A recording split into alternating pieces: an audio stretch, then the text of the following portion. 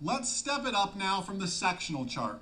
We have something called a TAC, T-A-C, Terminal Area Chart, and it really is a zoomed in version of your sectional chart. It's used for flying low. Our helicopter guys use TACs almost exclusively. TACs are easy to remember. They follow the same sort of rules as a sectional chart does. They follow that 6-month validity rule. Remember, it's not 6 months from when you buy it.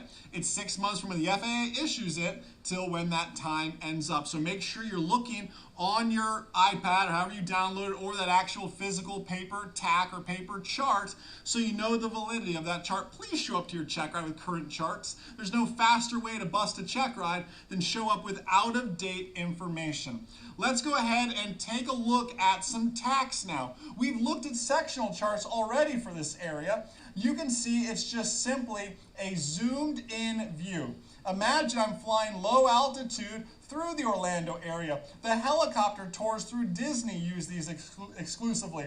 Because look, there's SeaWorld, there's Disney World, there's Disney's Animal Kingdom, which wasn't shown as these reporting points on our sectional charts. But now that we zoomed in, we get greater detail of that really busy Class Bravo airspace that is Orlando.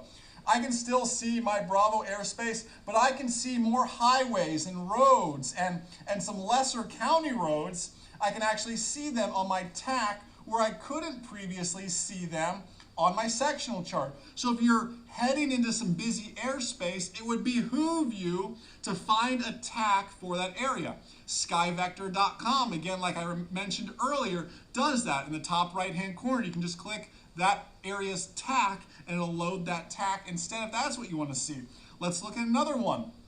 How about the Los Angeles area? This shows some of their VFR corridors. It shows all the airspace. Here's the Coliseum over here. Here's Hollywood Park, some stuff that isn't normally shown on that sectional chart. That's good to know. But I can see this VFR corridor that I meant to fly. It's called the Coliseum route. See inset for requirements. That's not on the sectional chart. In fact, here is the actual sectional chart. Compare the two. Look how crazy and busy and everything that's happening here with all these Victor Airways. You're trying to match the Bravo blue to the Victor Airway blue, when I can zoom in a little bit more and get a much clearer picture and actually see the name. Here's 10, here's 110.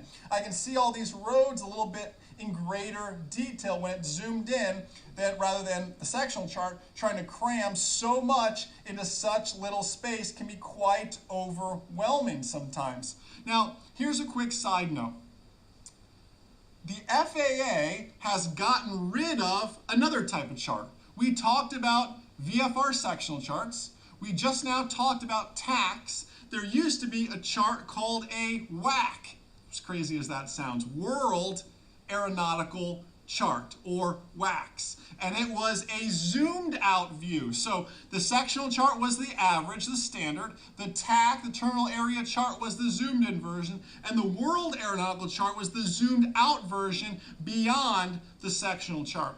What they found is, it was geared towards high altitude VFR flying, which they realized a lot of guys don't do high altitude VFR flying. So the charts were obsolete. Actually, this happened September 17th of 2015. So if you're using M0A.com materials, obviously everything will be up to date. But if you're supplementing with other stuff, or maybe your instructor says something, let them know that, hey, you're using dated material, because that's no longer relevant. See, that's the beauty of us having an online ground school, is that we can constantly keep things up to date and keep you in the loop with that. So again, that date, September 17th, 2015. So out with the WACs, in with the TACs and sectional charts. Remember that though, 6 months is the rule for that, guys.